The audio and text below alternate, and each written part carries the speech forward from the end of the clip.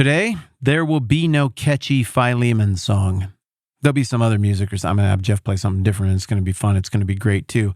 But no, we're treating it a little different today because I have got something that I need to do. And I'm recording this little thing we're doing right now, after I've already completed the 42-minute episode that I recorded for you today.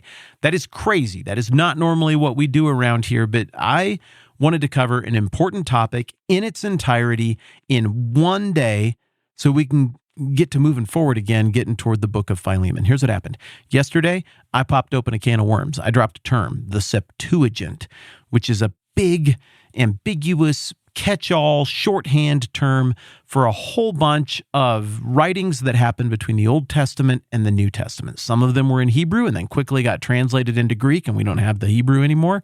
Some of them were written in Hebrew in the first place, and a small percentage of these writings became very popular, very cherished.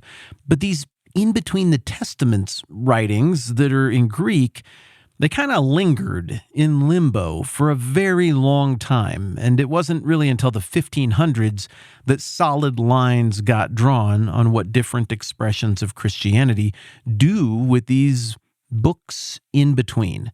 So what we're going to do today is we are going to talk about how the New Testament happened and why it is wildly reliable, the most reliable of all of the reliable. Then we're going to talk about how the Old Testament happened, and that's a little harder process to track with. And we're going to talk about why it is wildly reliable. And then we're going to talk about how this in-between era of writings happened and what we do with that and what we've done with it historically and why they are different. Here's why you're getting this little bonus disclaimer, second double extra intro here at the beginning, though. I know there are some of you who are here and you're not sure what to make of God and you're not sure what to make of faith. And through our first 10-ish episodes here, there have been a few moments where we've kind of got into the deep water and it's been a little bit intimidating. And you're like, dang, do I have to be conversant in do I have to know all that stuff to believe in God? And it's kind of intimidating. I wanted to talk to you before this episode happened and say, I'm so glad you're here. Do not be discouraged by this. Anything awesome that is worth your time that you go and get into and start to peel back the layers on, you will realize at some point, whoa, this is awesome for a reason. And there are a lot of layers to this. That is initially intimidating, but then it becomes part of why the thing is awesome. If you don't understand everything we're talking about here, that's okay. I'm going to try to put it in super plain language, and I think you can get it. But it's okay if it kind of feels like a lot at first. Don't be discouraged. We're doing this all in one day so we can get back to the storytelling part and work our way toward the little book of the Bible that this is actually all about, which is Philemon. I know there are some of you who are here and you would say, I believe in God, but I've never really done the Bible thing myself. And this podcast is a big step for me because I want to study the Bible for myself with my own eyes. This conversation could be a little intimidating for you. It might make you feel like, I'll just never be able to do this. You have to know so much stuff and be conversant in so many things. Look, I screwed up like 20 things over the course of this episode and had to go and do it a second time or just say it better or whatever. I have the power of the edit to make it seem like people, like everybody on the internet, we all look way smarter than we are. We have the power of the edit. We can clean up the dumb things we say and make it work so it's presentable to you. Nobody knows everything about everything. There's a lot here. You're smart. You can handle this. You can read the Bible for yourself. The God who is behind the Bible ordained it and put it together so that you would know him and understand him. The Bible wants to be understood. You're smart. You're good at interpreting. I know you can handle this. Do not be discouraged by some of the deep water that we get into here today. I really like the recording that I just put down, and I think we're going to have fun going through it together. So now I'm going to have Jeff pick some fun music and play the fun music, and we're just going to get into how the New Testament happened and why it is wildly reliable, how the Old Testament happened and why it is wildly reliable, and what all the stuff that happened in between the Testaments is, where it came from, and what we do with it. All right, Jeffrey, music, and here we go. In the not too distant future, 27 seconds from now, Matt Whitman, he got carried away, talking about the Bible we have now. He did a good job with the mystery of how the text was passed down throughout history. He got into Mr. Podcaster mode, and now we got an extra mega long episode of a 10-minute Bible Hour podcast.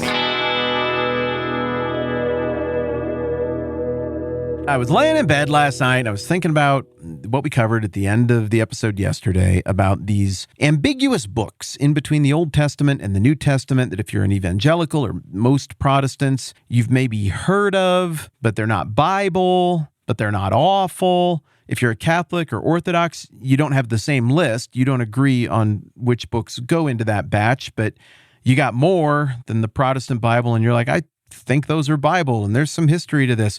These books are there, and they are a conversation.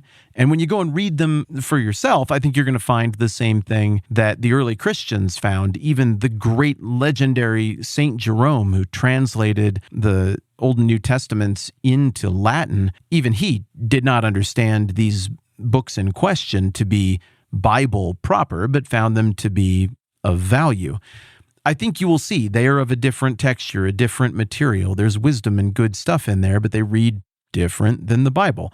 There are a lot of reasons for that, and I tried to hand wave it so we could just get on with the story, but I got to clarify. I got to give you a few more details on this thing to make it make sense so that we can move forward. Here's how I want to come at this. How we got the New Testament is pretty dang simple. Maybe some of you have looked into this before. Maybe for some of you this will be the first time, but the quick version is this. The New Testament got written by authors in the first place, inspired by and guided along by the Holy Spirit. The Bible says that about itself. The Bible holds itself out that way. Christians believed that from the beginning. Jesus believes the scriptures are from God and are authoritative. And the scriptures, they are set apart. It's part of the incarnational nature of God. So that's how the Bible happens in the first place. But we don't have any of those original copies. Now, in the early going, it wasn't like Paul got done writing Galatians or Philemon and yanked it off the typewriter and was like, there we go. Hey, Timothy, guess what? What's up, man?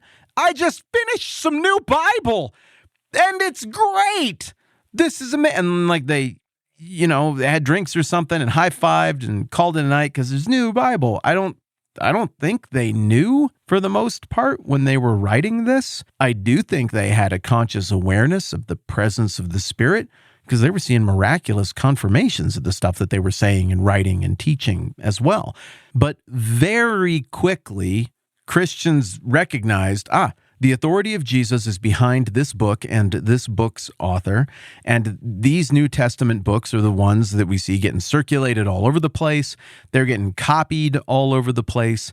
And amazingly, when we go back and look at the fragments of those copies or the whole copies we have of the books of the New Testament, it is unlike anything that we have in the ancient world, the classical world, the distant past. It's unlike anything we have in the Middle Ages. It's unlike Shakespeare. It's unlike just about anything that you would write by hand from when you were even a kid 20 or 30 or 40 years ago.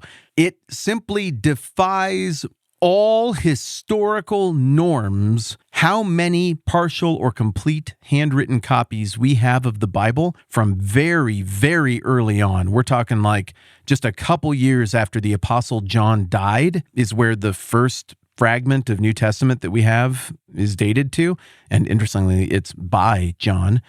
And that goes all the way up until the printing press. And then kind of the questions change once the printing press happens, because then you can always track the provenance of things because there's no variation. It's all printed. I mean, if you print a book, it's going to look like the next book that you print. Maybe one page will be a little bit squished or something, but it's still all the same words in the same order. Whereas with manuscripting, manual, mano y mano, it's handwritten. So there's way more room for human error, interpretation. So what I'm saying is the Bible stands out as this remarkable, astonishing outlier compared to all other documentation by hand of anything ever. The New Testament stands out as being this incredibly well-documented, incredibly reliably copied, incredibly widely distributed, hand-copied thing that is in massive, overwhelming agreement with itself among all the copies. So when it comes to the New Testament, it's just not that hard. Depending on how you count it, we got give or take 30,000 fragmentary or complete copies of books of the New Testament, and they have 99 point something agreement. And where there is disagreement, it's so easy to go back in and figure out like, oh, I see exactly what happened there. The same way when you get a typo in a text from somebody and you're like, oh, they were using voice recognition. And that's what it did. Ha ha ha. I see. You can just figure it out. It's very easy. Even if you're not that good at Greek, you can figure it out. So the New Testament, I mean, it's just simple. I am so absolutely historically confident that what we are reading now is a wildly accurate reflection of what was written down in the first place. And I have tremendous confidence in how the New Testament is translated into the English Bible that you have in front of you and that we read from on this podcast. There are tons of great translations out there. So that's the New Testament. It's ironclad. It is the most reliable historical documentation. It's just of anything ever. It's the best. Even if you don't think there's a God, it's the best in terms of reliability and being handed down and being well documented. The Old Testament, the provenance is trickier. Why? Well, one reason is because it's older. And so the sands of time tend to blow over things. Another reason is it happened before the Roman Empire. And the Roman Empire is when we started to kind of get things more on stability and lockdown. And then the Jesus thing happened, and the Jesus thing went way beyond the boundaries of just one little people group in one corner of the world. And as a result, the enthusiasm to copy that wasn't just present in one ethnic group. Everybody wanted to copy it. And it was in Greek, not Hebrew, and everybody spoke Greek.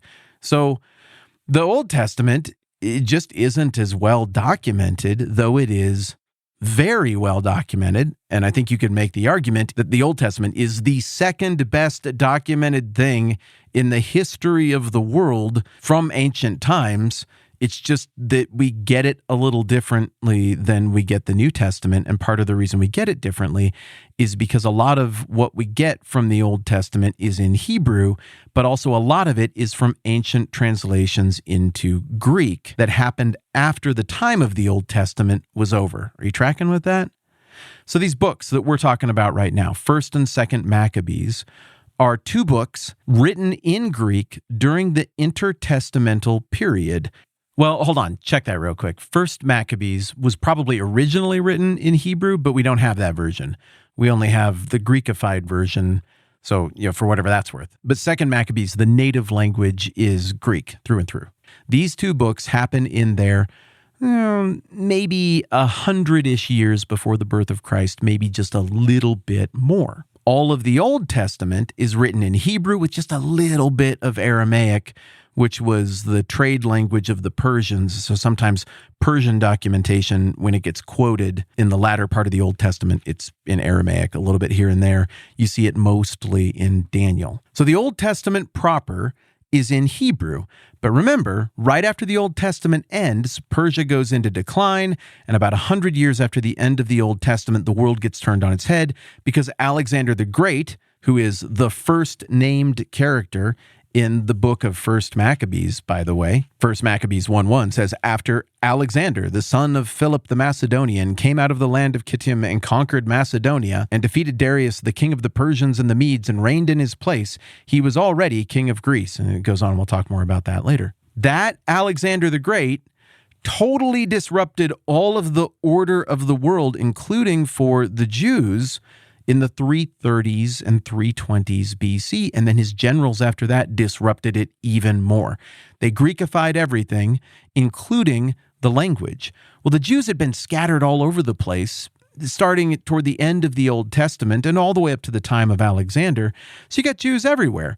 I mean, that beloved passage that people used to get tattooed on their lower back and stenciled on their kitchen wall, Jeremiah 29:11, the thing about how God has plans to prosper you and not to harm you. Well, people kind of took that as a life verse, but in context, that happens in the book of Jeremiah, where Jeremiah is basically describing the coming world order and the diaspora, the scattering of the Jewish people that was going to happen through the rest of the Old Testament and through the age of Alexander, and really all the way up until today. Jewish people live everywhere. Well, at the time of Alexander, there were a bunch of Jewish people who had obviously moved back to Jerusalem and rebuilt it. That's what Ezra and Nehemiah are about, but also a bunch of Jews still lived back in Persia. I mean, Esther still lived there, so she still was scattered and did not live in Jerusalem. But then a bunch of other Jews are in Asia Minor and Greece. Other Jews live in Egypt. That was a popular place to land. We know that a whole bunch of Jews lived in Rome. They got kicked out of Rome for some reason by the Emperor Claudius. He got fussy with the Jews and kicked them out. It's in the book of Acts and it's in history. So the Jews were everywhere, and Alexander made Greek the language of the people.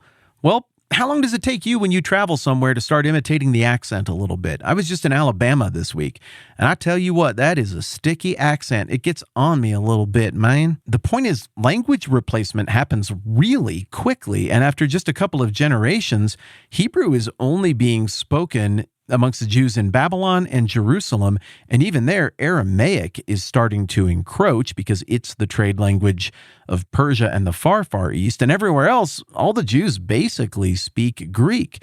We've got ancient sources saying that there were very early translations of parts of the scripture during the time of Plato and Socrates into Greek. So there were early attempts at this. There was a demand way before Alexander the Great and way before the Septuagint to have the Hebrew Bible in Greek. We've got other accounts of synagogue services, church services. This episode, by the way, is just going to go for a while because we're going to cover all of this today so we can get back on track with the story. I figure as I'm recording this, it's going to be for Friday, so we got all weekend. So I'm just going to exhale and take my time. Where do we have to be, right? We got time. So we got these accounts of synagogue services happening in Hebrew, but then the whole thing gets explained to everybody in Greek right after that, after the time of Alexander the Great. Well, at some point, of course it's going to occur to the people in charge of Jewish church, synagogue, this would be a lot easier if we could just do the whole thing in Greek from the get-go. This is the heart language of most of the people here, but you can understand why a lot of the old-timers would be like, but we can't lose our language. That's the original language that God revealed his name in. We know his name in the original language. And so I imagine there was a lot of tension and dispute over this. But eventually, particularly in North Africa, where there's a huge concentration of Jews, a huge academic concentration, and the descendants of Ptolemy, the general of Alexander who founded the Ptolemaic dynasty in Egypt, Ptolemy and his descendants were really into learning. They wanted to gather all the learning of all of eternity and keep it there in a library that was one of the wonders of the world. Well, they had to fill that library, so they brought in geniuses from every tongue, tribe, and nation to fill the library with all of their knowledge, and sadly it burned. And I sometimes, as a historian, muse about what the world would look like today if that hadn't happened and we still had all of that knowledge. That one stings. So I think it's very possible that the legends are true in that Ptolemy I's son, Ptolemy II, he ruled from the early 200s BC to the mid 200s BC. I think it's very possible that that guy continued with the vision of his father and was like, we got to fill this library, and we should definitely what goes in the pantheon of the great, important literature of all time is something that my dad's buddy, Alexander the Great, even thought was valuable, and that is the Hebrew scriptures, but they need to be in Greek. So I think there was a desire on the part of Egyptian royalty to see this happen. And I think there was a practical desire on the part of the Jewish people who in Alexandria were losing their Hebrew ability and needed it in Greek as well to see the thing translated. The legend goes on, like we talked about the other day, that 72 scribes, I think they rounded down to 70. That's why in Roman numerals, the Septuagint is abbreviated LXX, 70.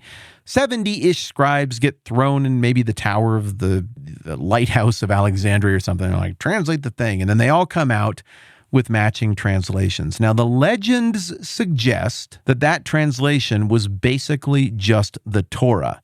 The Torah is the first 5 books of the Old Testament, sometimes called the Pentateuch, sometimes called the books of Moses. This is Genesis, Exodus, Leviticus, Numbers, and Deuteronomy. There's an ancient letter that is probably a bit of a forgery, but according to this ancient letter, they all went in there and they all came out and all of the translations matched. Well, now we have enough of the sense of what those translations looked like to say, no, they probably did not perfectly match, but there was an editing process, an eclectic process by which they just compared and were like, this looks like the best sense of it and the best way to do it. I'm sure there were debates about what the best sense of the meaning was in Greek, and you got at least the Pentateuch out of that process in the early 200s BC. Now, this is very, very important for understanding this controversy, this question, and the blessing historically that is the Septuagint. And this thing that you need to understand is that there is no the Septuagint. That is a misnomer that causes a lot of confusion. And I kind of, for the sake of convenience, played into that confusion a little bit yesterday. Everybody just shorthands the Septuagint as the Septuagint. In reality, when we say the Septuagint, because the name derives from the 70 scribes or whatever in the 260s BC, we're really talking about the first round of formal translation of the Hebrew scriptures, the first 5 books of the Bible, into Greek. That edition that is lost was the Septuagint proper. But here's the thing. There's a whole lot more Old Testament Hebrew scriptures. And eventually, lots of competing translations of those happened, probably mostly in Egypt as well. Some of them were probably commissioned by future Ptolemies. Some of them were probably just a matter of convenience. Did they agree perfectly in the Greek? Probably not, but it looks like they were all operating from the same Hebrew. And so what you end up with by 200 BC is a lot of Greek Old Testament floating around. They didn't really bind these up into books like we do it now. So just mentally, kind of stuff means stuff. TV means something different than a YouTube video, means something different than an audio book, means something different than a traditional book, means something different than a newspaper, means something different than an instruction manual you get with a new appliance that you buy. Well, a bucket of scrolls all stored in a room or in little cubicles means something different than a book. Where, like here, I've got this Orthodox Study Bible in front of me. It has leather on the back, it has leather on the front, and it has pages in between. It's a book. It's contained. Everything that's in the book is in between the leather. Anything that's outside the leather, I guess it might be true or good, but it's not a part of this book. So the idea of canon, in how we think of it, it really materializes, it really crystallizes in the imagination of the reader once we start doing things with books. It's just, is it in the book? Well, then it's in the book. Is it outside the book? Well, then it's outside the book. Well, that isn't how they stored this stuff way back in the day.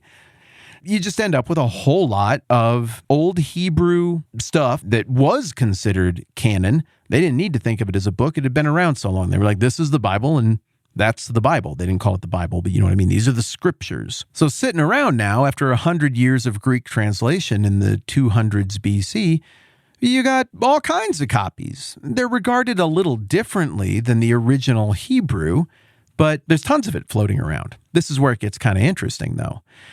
During this time, Jewish people start writing more stuff in Greek because they don't write in Hebrew anymore, and they're writing for a large contemporary audience in places like Alexandria. In the 200s BC, you start to see some bonus material written in Greek that is sort of a tag, an after-credits scene, kind of a fan fiction legend to go along with some of the already established Hebrew books of the Old Testament. Now, you might say, that sounds like heresy. What are they doing messing with the Bible? You can't write Bible fan fiction. That's deeply, deeply offensive. Well, it would seem that the Jews had no trouble differentiating between that in the Hellenistic era. That's what we call the era from Alexander the Great up until the Roman Empire. It's the Greek-ish era after Alexander turned the tables on everything culturally and linguistically. It seems like the Jews back then didn't have such a tough time figuring out what was Bible and what wasn't. And really, if you think about it today, those of you who are Christian, you believe in God and stuff, I mean, I don't think you go to the movie theater and see like The Prince of Egypt by DreamWorks and see everything in there and the Mariah Carey song, and you're like, oh, there can be miracles when you believe, and you're like, oh, that's part of the Bible now. Well, no, like it's riffing. It's somebody trying to capture the essence of the story to illustrate a point, using the characters in this familiar story and assuming that the reader can tell the difference between what is the source material of the Book of Egypt and what is part of this cartoon that we're going to have Mariah Carey sing. So likewise, it seems like these Jews during the Hellenistic age between the 320s BC and the time of Jesus could tell these are the official scriptures in Hebrew. These are the translations of the official scriptures into Greek, and there are some different versions of this, but the gist, it's translation. And over here, we have this other stuff of a different quality, a whole bunch of which was written in Greek. Some of it was written in Hebrew or Aramaic, but has been recently translated into Greek and is being circulated and read in Greek. All the scriptures, they're all very, very old. Even the translations are just a translation of something very, very old. But all of this stuff that's being written now about more contemporary events or kind of bonus legends and stuff that we're tagging on in our new language Greek, well, that's obviously new, but it's pretty good. We use it for what we use it for. I don't get the impression the people who taught me and know this material way better and are way better at reading it in the original language than I'll ever be, they don't get the impression that the Jews had any ambiguity on this. And indeed, when you go and look at what the Hebrew scriptures are today and what the canon of the Jewish scriptures were throughout the ancient world, throughout Roman times, throughout the Middle Ages, in modern times, it's all the ancient scriptures, and it's none of the bonus material that got written and assembled in Greek here during the age of Alexander the Great, the Hellenistic age, and on forward. So the Jews don't ever seem to have any confusion about what is what we call Old Testament and what is not. However, you could forgive people if maybe they'd have to think for a minute to remember what goes where when we talk about all of this Greek intertestamental Jewish literature that was floating around, because there was a lot of it. And there's more than what goes into the Apocrypha, or what Catholics and the Orthodox call the Deuterocanon. Again, I mentioned this earlier, but even the Catholics, headquartered in Rome, and the Orthodox, headquartered in Byzantium, Constantinople, now they call it Istanbul, they don't agree on which bits of this intertestamental material should be in the Old Testament and what shouldn't be. They've got different lists. And then if you go further east into different, more Eastern Orthodox groups, they've got a different list yet. So for me, it's really easy when we talk about the Bible. I'll just tell you this straight up. I make a podcast about the Bible. I've been doing this for, this is crazy. I've been making Bible stuff on the internet for 12 years now. And I did Bible stuff before that for my whole life. And for me, it's really easy to say, okay, well, here's what I want to focus on. The parameters of Bible, to me, is the stuff everybody has always agreed on. Again, that is not the point of this rabbit trail and this super extra bonus very long episode that we're doing here today. What is the point is to clarify what the Septuagint is. The Septuagint is kind of a misnomer. If anything, it just applies to something that was probably translated in the 270s or 260s BC by the order of Ptolemy II, probably to make the Hebrew scriptures accessible for the Library of Alexandria and as a convenience for the Jews who were losing Hebrew and wanted to pass along the faith to their kids who only had Greek there in the 3rd century BC. Well, here's where 1st and 2nd Maccabees, where we're at in our journey through history, here's where these two books come in. The stuff in 1st and 2nd Maccabees happens mostly in the 160s and I guess probably a little bit into the 150s BC. And it's the story of how the Jews got their kingdom back for a little while. It's a new version of the kingdom. They get it in kind of a weird way, but basically it records a decade plus of friction between the empire descended from Alexander's general Seleucus and the devout Jews who resisted the Hellenizing, the Greekifying pressures inflicted on them by the Seleucid Empire and the Seleucid emperors along the way. These two books tell the story of eventually how it came to a head, and one family, a dad and a bunch of sons after him, fought back against their godless Seleucid overlords, and eventually held out long enough and fought long enough that the Seleucids became sufficiently exhausted and were like, fine, you can have a country. There you go. You're free and independent. Now, again, this is a simple matter of the timeline. You talk to a lot of people and they'll say, well, 1st and 2nd Maccabees, that's in the Septuagint. Well, there is no the Septuagint. It's not bound up in a book at this time.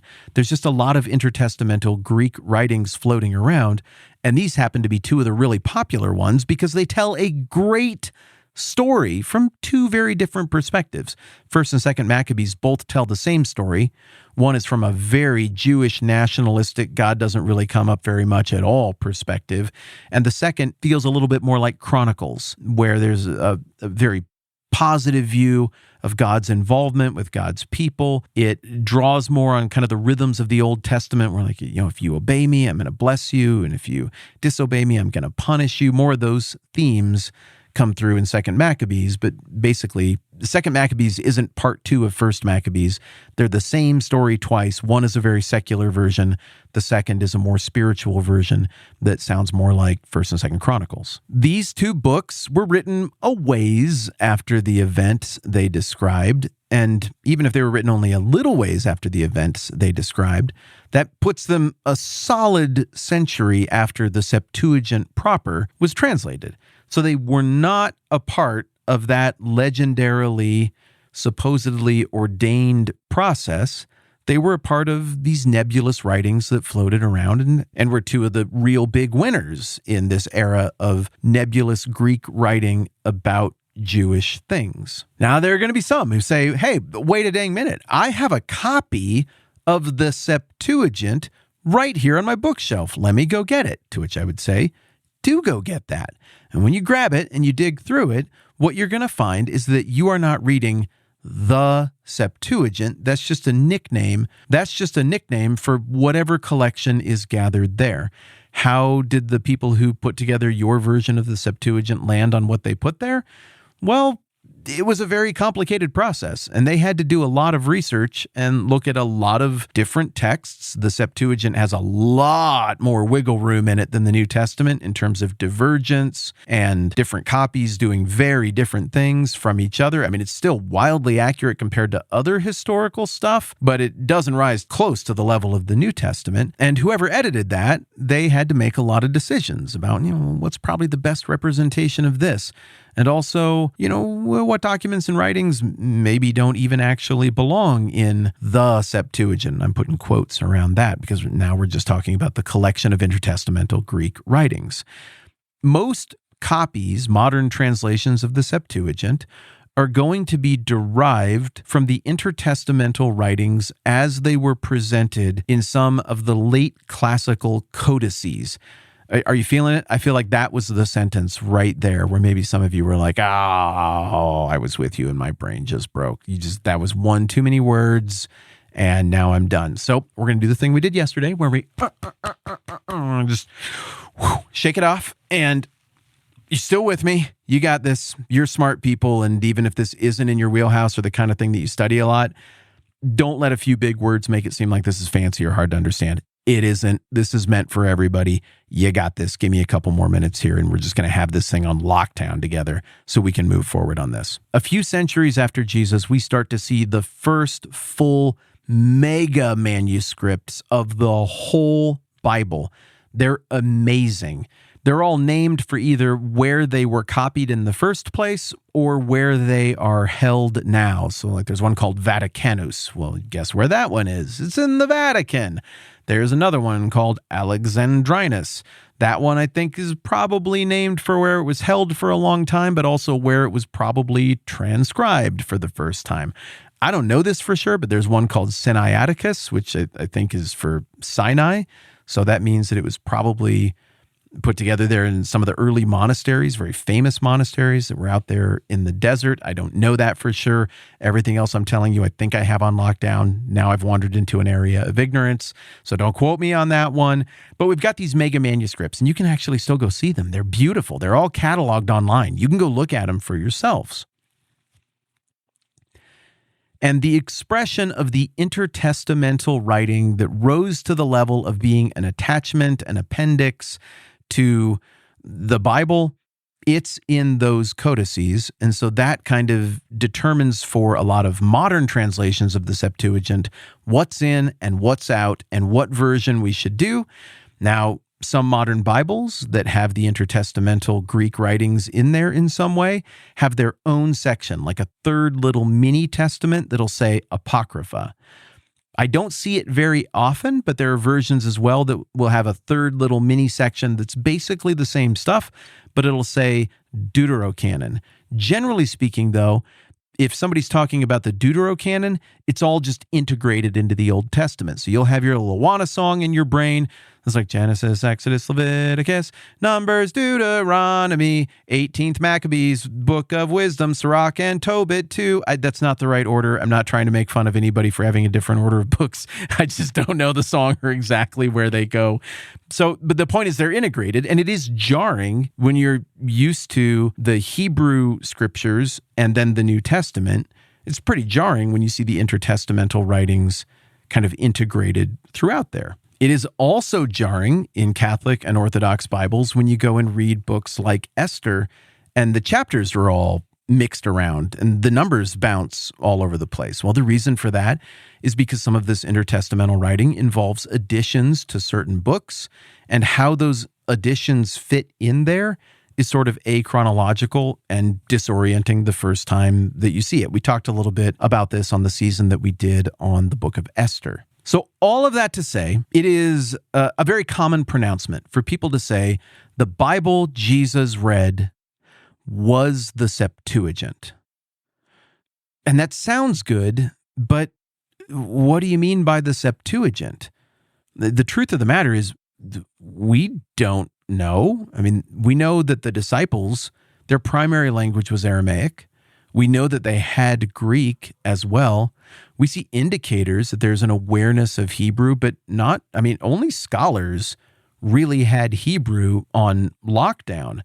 So what Greek translation did they have? Well, the way that we cobble that together is we look at New Testament citations of the Old Testament, and we see that most of those citations seem to be derived from Greek translations of the Old Testament, but probably not one singular Greek translation of the Old Testament. The same way, if we did the Third Testament of the Bible right now, like it just started this year, then super important people you look up to, it was their job. They were guided by the Holy Spirit, and they did like new Bible. I don't want this. This isn't happening. I'm not proposing this. I feel like I'm bordering on deep, dark heresy here, but just play along with me here for the sake of the example. And let's say that in writing all of these new books of the Bible, some of them are letters and some of them are historical accounts, all written in the 2020s and 2030s AD. Well, a couple thousand years from now, people are going to look back on that and they're going to be like, oh man, there's a lot of quotes from the Old Testament and the New Testament in this new Third Testament that I'm kind of appalled to even imagine. What those scholars would discover is that the guy who wrote this book of the Third Testament is doing everything with the English Standard Version. That's a good representation of the Bible. Yeah, great. That guy used the ESV. This other guy over here is quoting the same stuff, but he's using the New International Version. This person over here is a little more button-down Baptist, and he's quoting from the King James Version. This guy over here is an unbutton-the-top collar of the Polo Baptist, and he's quoting from the New King James Version.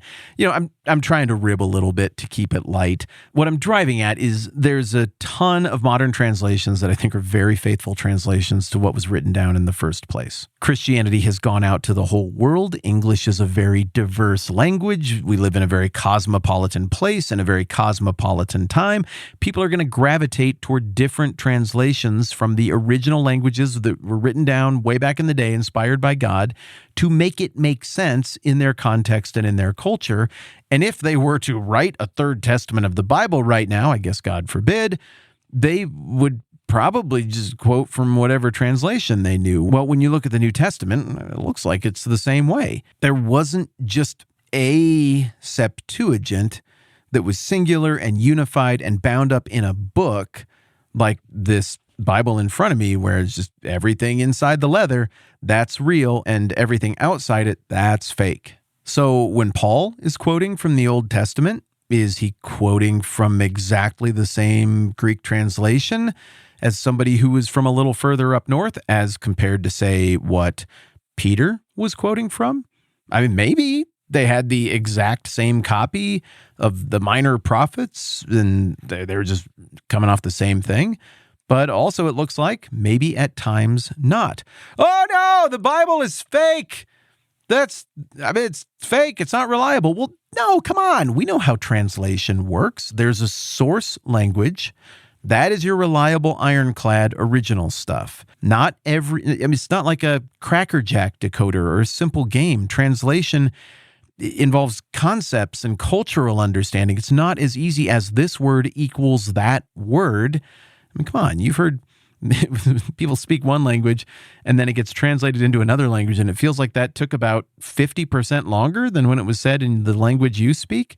Well, that's just the nature of translation. So it looks like a whole lot of the New Testament is quoting Greek translations of the Hebrew and a little bit of Aramaic Old Testament. If you're used to the concept of a Bible in modern times, that could give you the impression that they all just had a leather-bound copy of an agreed-upon thing, and it was just that simple. But I think a closer look indicates that that isn't the case, even though there was tons of uniformity in these Greek translations. When modern Bible translation happens, for the majority of what's going on with the Old Testament, which again is a very old document and requires a lot of work, for the most part, what is being used in all Protestant translation processes is the Hebrew text that has been held and cared for by the Jews over the centuries and into the Middle Ages and into today. You will hear the term the Masoretic text. It draws its name from a group of scribes who copied and were the caretakers of this much older thing. Now, our copies only go back so far with the Hebrew Old Testament, but it's all derived from older stuff, and the Dead Sea Scrolls, their discovery in the 1940s, was a huge leap backwards in our ability to confirm bits and pieces of the Old Testament in the Hebrew, which is, I mean, part of why that was such a huge deal. Like the whole scroll of Isaiah was just found in a jar in the mountains in the 1940s. I mean, it's just, the more you learn about how the Bible happened, the more that is just a mind-blowing thing, not just a quaint, oh, look, it's neat. They liked Isaiah back then, too. It's just, it's like, it's hard to imagine a more important discovery for the conversation that we're having. Look, we don't all need to become experts in textual analysis. We don't all need to go become fluent in 4 or 5 languages to do this work. There's an entire academic field dedicated to this, with people who have a variety of opinions about theology and the Bible all working on it.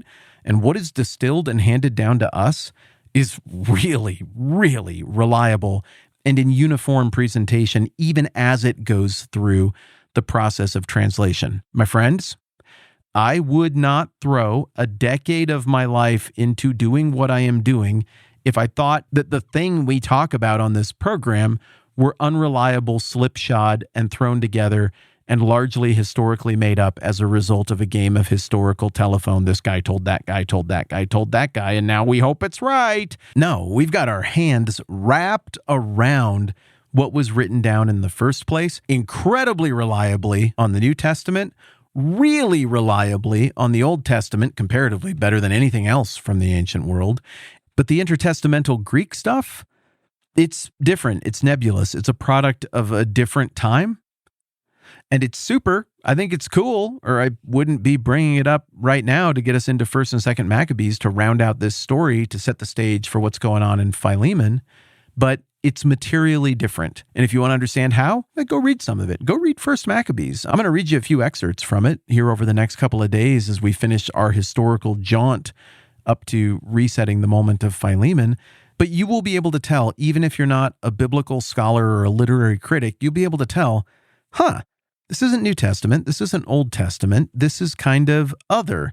And clearly the people who were writing this down were aware of the Old Testament story and were informed by Old Testament theology, but this is different. And there's even some little turns of phrases in here that you would never see in the older New Testament regarding the reliability of what's being written down, regarding the exercise of what is happening here by writing this down, that I think really do just smoking gun reduce the credibility of this content to a different but still valuable category. So there we go.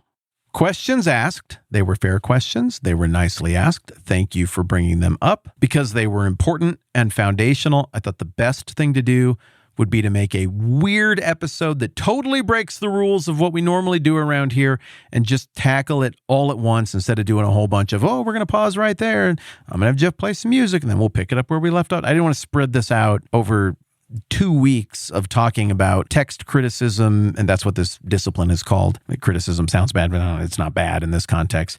I just wanted to tackle it in one thing. So thank you for your patience with me. Thanks for allotting a little bit of extra time to get through this. Thank you for your grace with me if we see things differently theologically on this point. Seriously, thank you so much for being nice to me and giving me the benefit of the doubt. I want to do the same with you.